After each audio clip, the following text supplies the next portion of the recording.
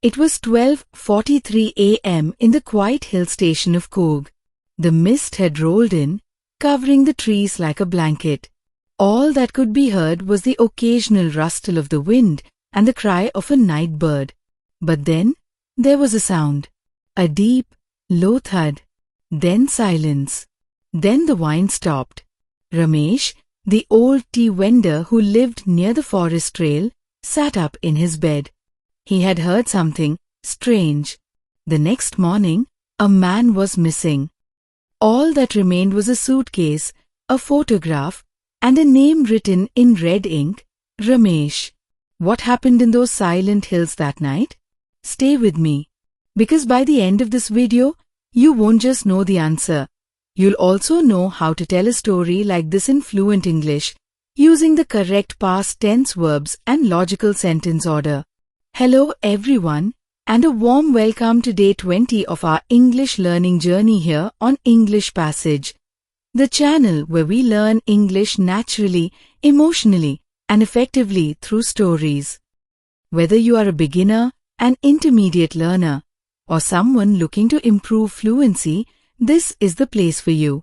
Each episode here is a lesson disguised as a narrative, because the human brain remembers stories far more than grammar rules. Today, we are going to do something very powerful. You are going to hear a story in past tense, understand the grammar without opening a textbook, and see how English becomes easier when you let it flow like a story. So get comfortable, focus your ears, and open your mind. Let's first understand the deep theory behind this important lesson. Section 1. Understanding the past tense in English. What is the past tense? In English, we use the past tense when we talk about things that have already happened. These are actions or events that took place at a definite or indefinite point in the past, maybe 5 minutes ago, yesterday, last year, or even centuries back. But the past tense is more than just a grammar rule.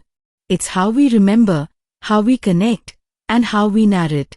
It allows us to look back at something and describe it clearly, and that clarity is essential, especially in storytelling. In Indian languages, the past tense is also commonly used in narration. However, in English, it follows specific structures and sequences. Understanding this deeply makes you a better speaker and a better thinker in English. Why is it so widely used? Think about it. Whenever someone says, "Tell me about your day," or "What happened yesterday?" they're asking you to use the past tense. If you want to, talk about something that happened, describe an incident, tell a story, explain an experience, share a memory, you will need to use the past tense. In fact, about 70% of natural spoken English involves past tense structures, especially in storytelling and daily conversation. That's why this topic is crucial for your fluency.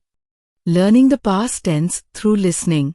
Many learners struggle with the past tense because they try to memorize rules. But language isn't about memory, it's about rhythm and flow. And the best way to develop rhythm is by listening to stories where grammar exists in context. That's why today, you will learn the theory first, then experience it inside a thrilling story. Section 2. Types of past tense in English. English grammar contains 4 primary forms of the past tense. Each of these serves a distinct function and gives a different sense of time, duration, or sequence to a sentence. Let's explore them in detail. 1. Simple past tense. This is the most fundamental and commonly used past tense. It is used to talk about completed actions or events that took place at a definite time in the past. Even if that time isn't mentioned directly, it's implied. The simple past is a static form. It does not indicate whether something was repeated, how long it lasted, or what was happening around it, only that it happened and finished. In storytelling, this tense provides structure and direction. It forms the foundation of the story, the action, the key plot points, the turning moments. For regular verbs, the simple past is formed by adding ed to the base verb. For irregular verbs, the form varies and must be learned by usage. Simple past brings clarity and finality to events, helping your listener follow the narrative clearly and without confusion. 2. Past continuous tense. This tense helps describe an ongoing action that was happening at a specific time in the past. It sets the background of a story and provides a feeling of continuity. In a narrative, past continuous is incredibly effective in building atmosphere, setting scenes, and establishing the mood of the moment. It shows what was in progress before something else happened or while another event took place. It often appears together with the simple past to show interruption or overlap in time. For example, a background activity being disrupted by a sudden event. Again, the goal here isn't to list examples, but to help you intuitively understand that past continuous allows your story to breathe. It slows down the action, brings in description, and creates anticipation. 3. Past perfect tense.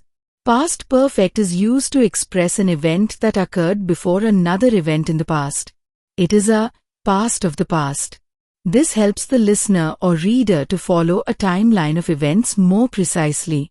In storytelling, past perfect is essential when describing prior conditions, earlier decisions, or hidden truths that later affect the main story. It adds depth and psychological insight, often used when characters reflect or when the story reveals something that had already happened. The structure involves had followed by the past participle. But what matters more than form is function. It helps navigate memory, causes, and background. 4. Past perfect continuous tense. This is a more advanced tense, and it serves to express long-term activity or condition that was ongoing before another event in the past. It is rarely used in casual conversation but is powerful in narrative writing.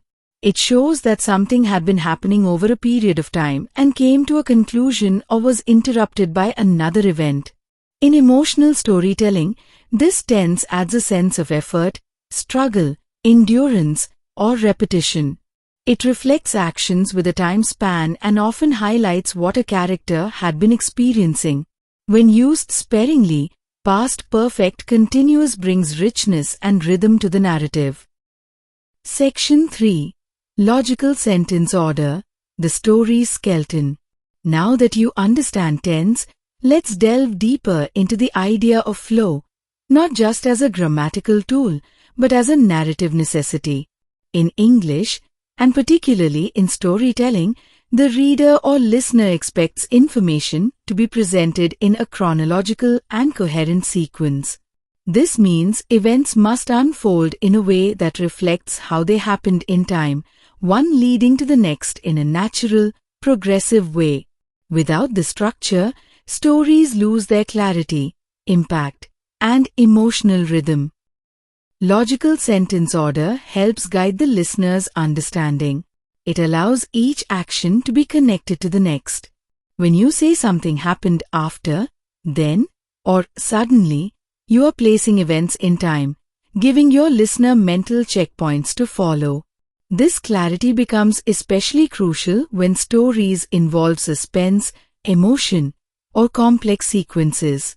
If you disrupt the order without purpose, for example, by mentioning outcomes before causes, it may confuse the audience.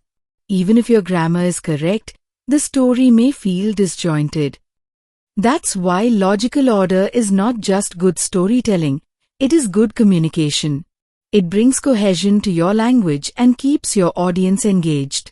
You can think of logical flow as the skeleton of your story. The tenses are the muscles, but the order, the structure, is what keeps everything in shape. Whether you're narrating a memory or writing a fiction piece, keeping the sentence sequence aligned with the actual sequence of events will make your English clearer, stronger, and more professional. Basic narrative structure, chronological order. Here's a basic structure. Set the scene of where and when. Introduce characters, who is involved. Triggering event, what starts the action.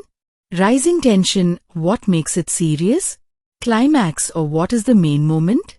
Falling action, what follows the climax? Resolution, how does it end? This structure helps the listener stay with the story. It's not just English, it's how the human mind processes events. The story, the disappearance in Coorg. Now, let's begin our story. Listen carefully to how past tense is used in every sentence. The verbs will help you understand the structure. Also, pay attention to how the events are placed in logical order, one leading to the next. Title: The Disappearance in Coorg. Last winter, in the peaceful hill town of Coorg, a man named Ramesh ran a small roadside tea stall near a bend in the road. He was popular among the local people. His chai was strong, sweet, and warming on cold days. One night, around 9 p.m., just as he was about to close, he noticed a man standing alone near the trees. The man wore a brown jacket and had a small suitcase. He looked like a tourist. Ramesh called out, "Saab, chai?" The man didn't respond. Instead, he walked slowly into the woods. Ramesh felt strange, but he shrugged and continued cleaning. The next morning, the local police came asking questions.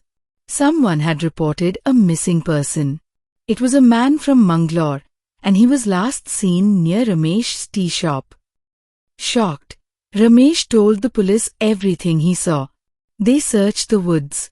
They found the man's suitcase, but not the man. The suitcase contained clothes, a diary, and a photo of an old house. As the investigation began, Ramesh's memory became clearer. He remembered the man had looked confused, even afraid. Over the next few days, rumors spread. People said they heard sounds from the forest. Some said they saw shadows. Others believed it was a wild animal. Then, one evening, a small boy found a secret cave while playing. Inside, the missing man's watch, shoes, and the same photo from the suitcase lay on a rock. But the man was still missing. The town panicked. The police sealed the area. Reporters arrived. Ramesh was now under pressure. People blamed him. But one night, he returned to the cave quietly, driven by guilt or curiosity, no one knew. There, in the silence, he found a hidden chamber carved into the rocks. And in the middle sat the missing man, alive. The man was in shock. He said he had been following a voice, something that called him inside. He didn't know how many days had passed. He was rescued, and the mystery remained unsolved. Was it the forest? Was it his mind? No one could say. But that winter, in Coorg, every child went to bed early, every adult locked their doors, and no one ever stood near the woods after dark. Section 5. Reflection and learning from the story. Now that you've heard the story, let's reflect. Every sentence was shaped with intention. The actions used simple past. The background used past continuous. The deeper memories used past perfect. The suspense was maintained through logical flow. This is not random. This is natural English, used by native speakers every day. You now understand it, not through rules, but through rhythm and emotion. Section 6. Final thoughts and takeaways. Today, you didn't just learn grammar. You felt it.